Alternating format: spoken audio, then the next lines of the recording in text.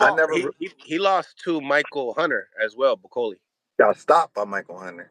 Right. Um, I didn't know a lot about Bokole, so I didn't really assess that fight correctly. I didn't know a lot about him, and I thought, Big Baby was a little bit too sharp, a little bit too athletic. But I was wrong. That's one of the few fights I had wrong lately. He did a number on him. That shocked me, man, because I thought Big Baby had an actual style where his activity and his agility would allow him to give Usyk a good fight. I was really high on him. Because Usyk kind of outmaneuvers these guys. So I kind of looked at him like that's the one guy that could just keep up with him, that have the agility and stuff. That fight caught me off guard. I didn't expect to see that happen. Martin Bokole looked like George Foreman, man. He did a number on him, man. I didn't see that coming, so I don't really know what to think. One thing I can say from being a coach to have fighters coming off of stoppage losses is you gotta be tough mentally. You gotta stay off social media. And the two things you gotta have is humility and an IQ. You gotta have the humility to recognize when it went wrong and then be able to admit it. And then you have to have the IQ to be able to fix it. And if you got those things, then you could get over it. If you don't have them, you're gonna be in trouble. And I could speak on that because I've done it, with multiple fighters coming off losses and then getting the career best performances after the loss. I've done that before. So you cannot you just like I said, you gotta be humble and you gotta have IQ. You can't walk around like, well, ain't nothing happened, making up excuses for yourself. You have to identify when went wrong, you gotta be man enough to admit it, and then you gotta know how to fix it. And if he does that, he could be okay. If not, he's gonna be another Tony Yoka. He's gonna be in trouble. You know what I mean? So we just gotta just see. We gotta see what him and his team come up with, see how mentally strong he is, see how humble he is, and see what kind of IQ he has. What do you think about change of coaches at the pinnacle, at the top? I mean, so I remember Caleb fights Canelo, then in the next very fight, he hires you to be his lead coach. In this situation, we had Sugar Hill come in at the pinnacle of his fight.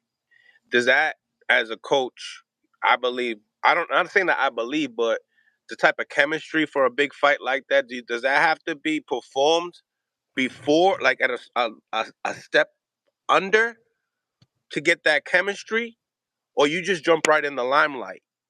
I don't know because it depends. Me and Caleb jumped right in the limelight against Darrell. He got knockout of the year. It depends. Everybody's different. Everybody works different. I wasn't there to see what happened in camp with him and Sugar Hill. The one thing I say about changing coaches is we all have to be careful of not changing the fighter to what we want him to be and making them do what our more comfortable style to coach is. We have to bring out what's good in the fighter and just tweak it and just enhance it. So um I've been blessed to be able to work with guys in many different styles that could do a lot of things. So I kind of like let them fight the way they naturally fight, and then I'll just tweak it. I'll just tell them what I think here. Because you watch Caleb, I haven't changed his style. He don't fight nothing like Karan Davis. You know what I mean? He don't. You know what I'm saying? He's naturally more similar to Julian, but they different. Julian Williams. So I don't make a guy. I may show him a move or two or things like that. And I'm not saying this happened with Jared Anderson. I have no idea. But I see guys changing coaches all the time.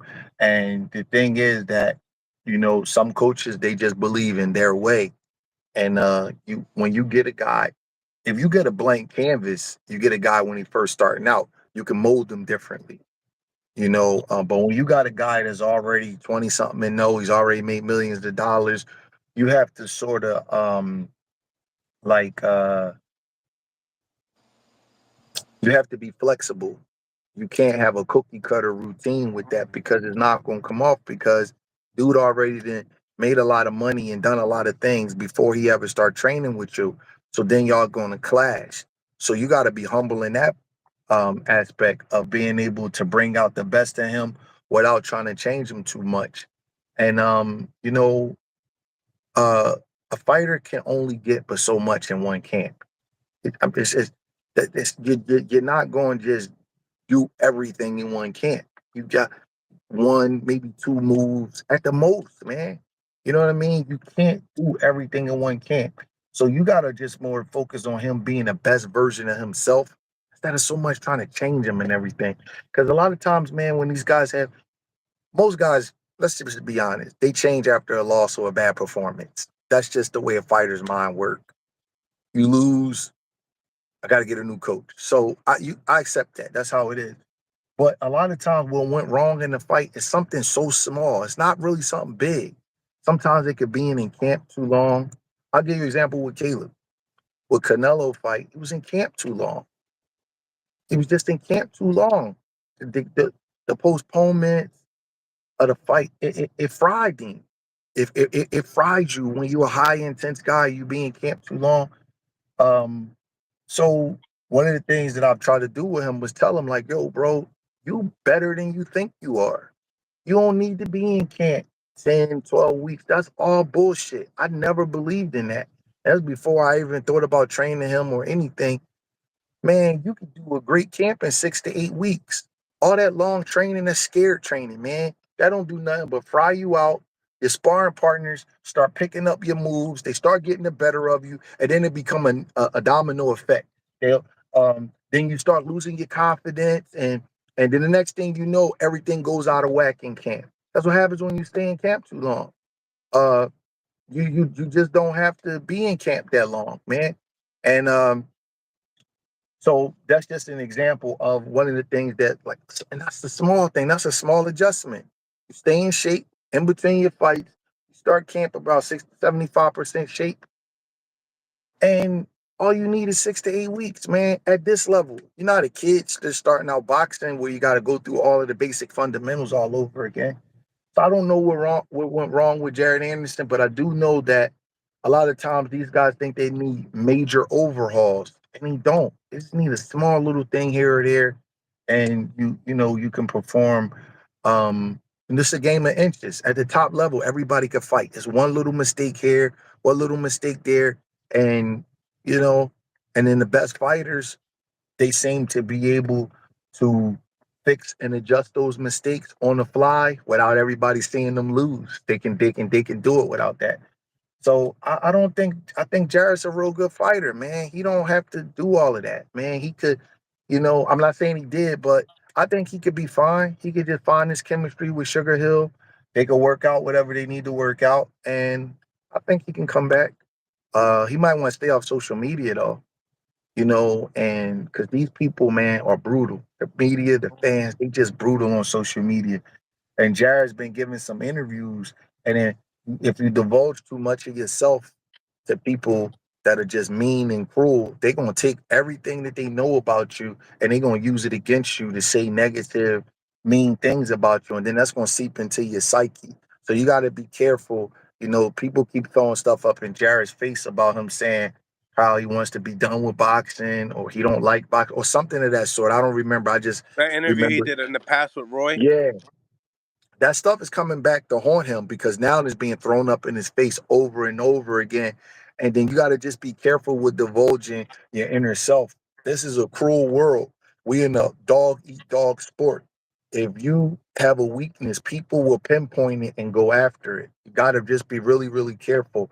When I was seeing the interview of Jared saying that, I said, damn, I wish that young man didn't tell the world that because now things are With a going to Planet change Fitness from, Black Card, you don't just get a great workout. 100%. huh? No, 100%, Oh, 100%. yeah, so he just has to be careful what he divulges to everybody, in the interviews and things like that. And because when you say stuff like you don't want to be in boxing that long, your matchmaking changes. Because then the powers that be say, how much time do we have to make money off of this guy? You feel what I'm saying? Things You change. 100%. They start matching you different. They start putting you in different kind of fights. They won't take their time with you Off because what this you is something. say in an interview. Yes, this is a business, and there is a thing called ROI. ROI, return on investment. You have to be careful.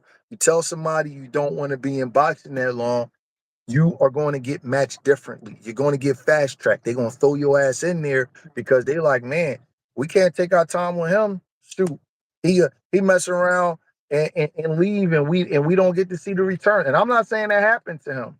I'm not saying it happened to him. What I'm saying is you got to be careful what you say. You have to be. You know who was very smart and guarded on what they said in public? Andre Ward.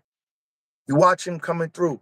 He knew what to say. He knew what not to say. He was very, very, very, very calculated on saying certain things. And just Jared probably needs a little bit of mentorship. Somebody a little bit older, somebody a little wiser, somebody who's done there to say no, son, yes, son. Because you have an obligation to the media as a fighter. When you sign your contract, you have to give the media access to you. Just have to just be careful. Now Jared has to. We're gonna find out what kind of willpower he has. We're gonna find out what he has on the inside. That was only a 5-round fight. He could come back from that physically, but mentally and emotionally, and can he build his self-esteem to the point where he could walk around in public with his head up after being stopped? Can he build his self-esteem up to the point where all of his buddies over there are all undefeated? Can he be able to hang around them and be in those conversations? Because I can see he's cool with Shakur. I can see he's cool with Keyshawn Davis. I can see Terrence Crawford is an old head to him. Now, all those guys is undefeated, and he just got stopped. So can he be able to? That's what comes with this. It's not just the loss, it's the emotional content of being able to handle the loss. You know what I mean? It's very, very deep when it comes down to that. When Julian got hit by Charlo with that uppercut, Julian Williams, the Hmm. first thing I did, the first thing I did was let him spar with no headgear on. First thing I did, got back to the gym, ain't have his headgear on. Damn, my spar anyway. You all right? He You had a need little you too. needed answers. No, I didn't need answers. I knew it was a great shot. You got hit. You get hit with that kind of shot, you gonna go down. He ain't Yep. go out. If you remember, he got up. You I needed I him to didn't. know. I needed him to know. I didn't need the answers. I needed him to know. You know what else I did after that? I sent his ass to camp with Triple G. Ask Abel Sanchez when Triple G was getting ready for Canelo. I sent him out there because I wanted him to know he was fine. It was just a shot. You know what I'm saying? So it's a lot of little things you could do. Mental. One day he called me. I'm like, yo, you going to camp with Triple G? He was like, huh? I said, you going to camp with Triple G? He was like, all right. So you're going to be out there about 3 weeks. They flew him out there. I jumped on the plane. I used my air miles. I jumped on the plane, rented a car, drove up to Big Bear so I could see the sparring. Me and Abel Sanchez is cool. I sent him and Karan Davis actually. Yeah, I met him in this week as well. Yeah, man, it Good was. guy. I sent them both. They loved the work. Triple G loved the work. Julian did great in camp. After the camp, I was like, "Did you break like a piece of glass? Everything's all right." He said, "Yeah." I said, "Okay, no problem." And that was just the end of it. You know what I'm saying? But you gotta have somebody to overcome that with you. One thing I see in these fighters, man, they talk back to their coaches. They don't listen. These guys don't. I'm not calling out no names. These guys don't listen, man. I don't know if it's upbringing. I don't know if it's bad nerves. I don't know if it's lack of composure and they panicking. But I'm saying all these guys, they talking back to their coaches in the corner. They not listening. Every time you see them working out, they working out with different coaches. You're paying your coach for a reason. If you don't want to listen, pay somebody to give you water and wipe off your face and keep the money. But you got to listen. You got to allow yourself to be coached and to be groomed. And that's my pet peeve. And I'm a very flexible guy. I really am. Like if a guy say, "Hey coach, let me try this way." I'll be like, "Okay." Like there's a thing with a hook that's thumb down and a hook that's thumb up. Everybody throw it differently. I A teach the hundred. hook Yeah, thumb up. from here and here. Yes, I teach the hook thumb up because you can throw Yeah. more than one, right? Yeah, me too. I, I got a kid that goes with his hook down. You know what I said? Go ahead, man. So I'm an open guy, but it can't be like every time I tell you something, we going back and forth, back and forth, back and forth. You got to be coachable. I don't know if it's in the culture or whatever. Everybody thinks they're a free thinker and they want to question everything. You got to be coachable. You have to allow yourself to be coached. You have to So, trust coach, your